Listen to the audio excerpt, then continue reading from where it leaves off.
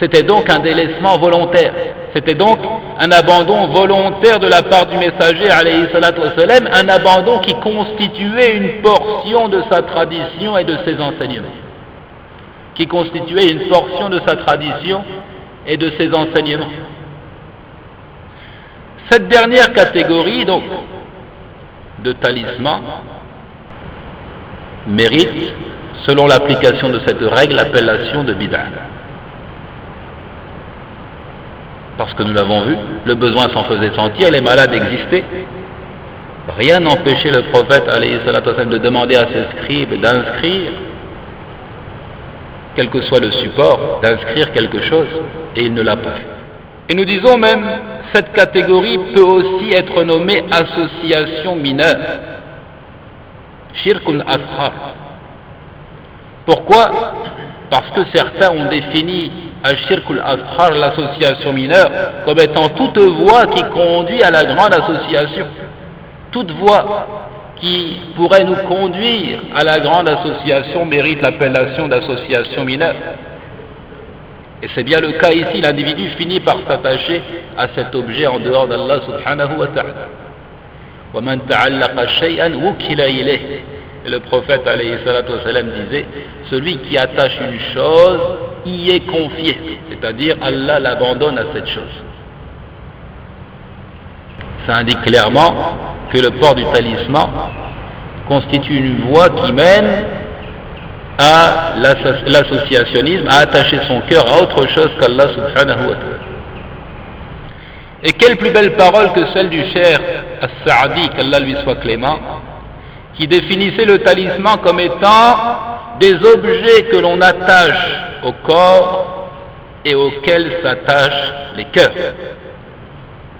Des objets que l'on attache au corps, que ce soit autour du bras, que ce soit autour de la taille, et auxquels s'attachent les cœurs.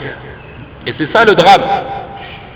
L'objectif de la loi divine, c'est de débarrasser le cœur de l'homme de toute attache matérielle pour se reposer uniquement sur Allah subhanahu wa ta'ala.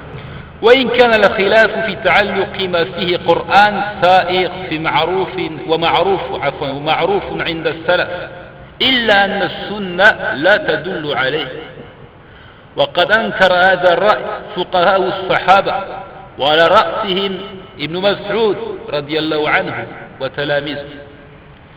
ثم إن انتشار الجهل بالعقيدة الصحيحة في هذا الزمان وضعف إيمان الخلق ومراعاة مقاصد الشريعة وتطبيق قاعدة سد الذريعة كل هذه الاعتبارات تجعلنا نجزم بتحريم هذا الفعل.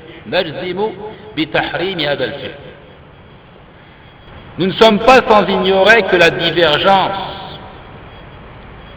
existait du temps des anciens de la communauté au sujet des talismans qui ne contiennent que des versets coraniques. Nous savons bien que cette divergence a été transmise des anciens de la communauté, divergence au sujet de la légitimité du port des talismans sur lesquels il n'y aurait que des versets coraniques.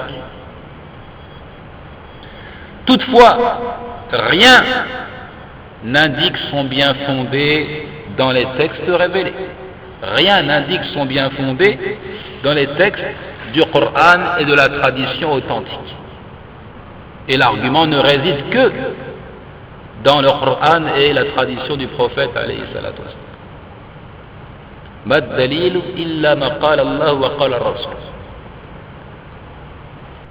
Cet avis était d'ailleurs vivement critiqué par d'éminents érudits de parmi les compagnons, et en tête de liste Ibn Mas'ud, qu'Allah soit satisfait de lui, et tous ses élèves après lui.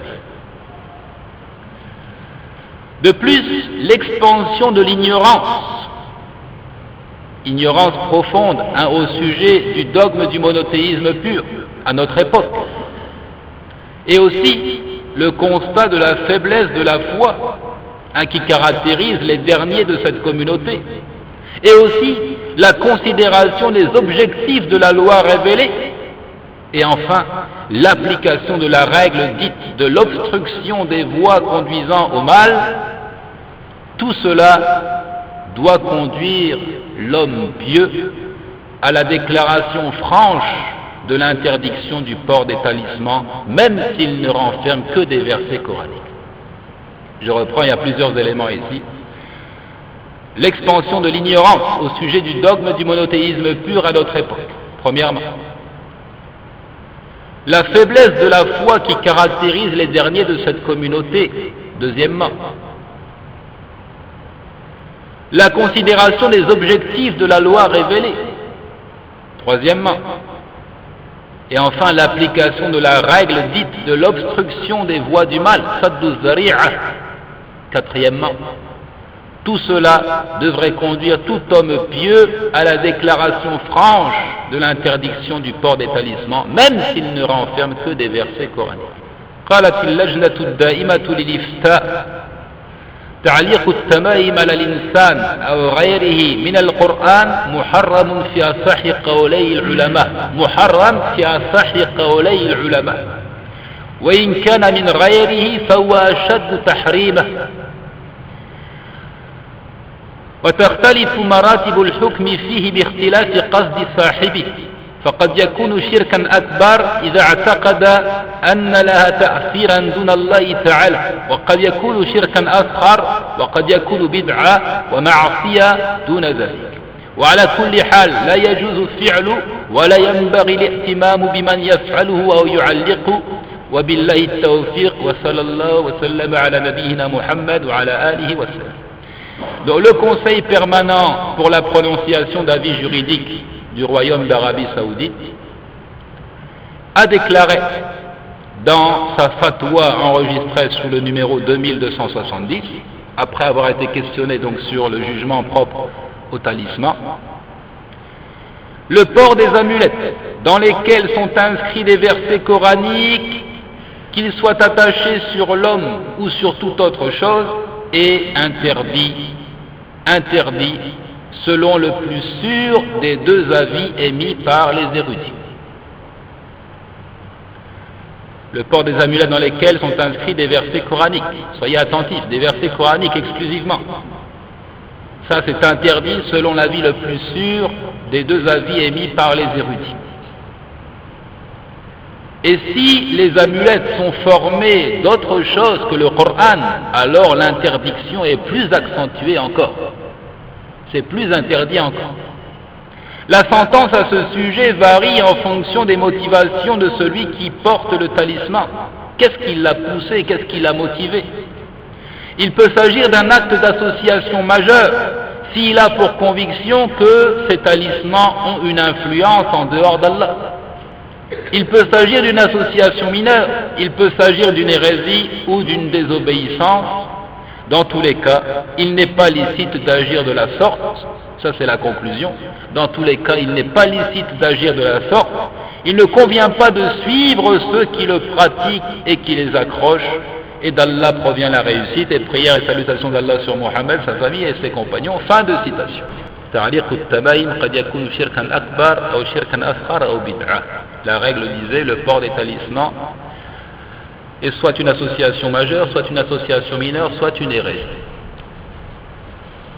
Et rien d'autre. ثم قال جعل الأرض كلها مسجدا أو جعل الأرض كلها مسجدا إلا ما استثني من ذلك. Autre règle ici importante, il dit toute la terre est un lieu de prière à l'exception de ce qui est indiqué par le texte. La règle de base, c'est que toute la terre peut servir de lieu de prière, mais il y a des exceptions citées par le texte révélé. Al-masjidu fil lugha ismu makan, ay mawdi'u as-sujud. ثم أطلق على المبنى الذي تقام فيه الصلاة جماعة، والراجح أن صلاة الفريضة مع الجماعة واجب، إلا أن المسافر والذي له عذر تجوز له إقامة الصلاة في أي مكان إلا ما استثناه النص من ذلك. وفي الحديث عن خصوصية النبي صلى الله عليه وسلم أنه قال فضلت على الأنبياء بست وجعلت لي الأرض مسجدا وطهورا. وموضع الشاهد من الحديث الذي يرويه البخاري ومسلم من حديث جابر بن عبد الله. Le nom de masjid, dont la transcription phonétique a donné mosquée, c'est important aussi de le souligner. Mosquée, ce n'est qu'une transcription phonétique du terme arabe masjid. Et mosquée, ça ne veut rien dire. En arabe, masjid, c'est un nom de lieu, construit sur la racine sajada qui signifie se prosterner. Masjid, c'est donc l'endroit où on se prosterne, ou en d'autres termes, l'endroit où on accomplit la prière. Ensuite seulement, il sera employé pour désigner le bâtiment, la construction, dans lequel on se réunit pour l'accomplissement de la prière en commun. Et même si cette prière en groupe est obligatoire selon l'avis le plus convaincant, toutefois, où qu'il se trouve, le serviteur d'Allah subhanahu wa ta'ala a la possibilité et même le devoir de prier, à l'exemple du voyageur ou encore de celui qui ne peut se rendre à la mosquée à cause d'une excuse juridiquement valable telle que la maladie et autres. C'est là une des particularités de la communauté de Mohammed sallallahu alayhi wa sallam. Dans le récit rapporté par Al-Bukhari et Muslim de Jabir ibn Abdillah, que le prophète dit, dressant la liste de ce qui le caractérise, lui et sa communauté, il dit: j'ai été favorisé sur les autres prophètes par 6 choses, au nombre desquelles il cita: la terre m'a été accordée comme lieu de prière et comme moyen de purification. La terre m'a été désignée comme lieu de prière et comme moyen de purification. Donc toute la terre peut servir de lieu de prière. Moyen de purification, bien entendu, il fait allusion à l'ablution pulvérale, à tayammum, lorsque l'individu ne trouve pas d'eau.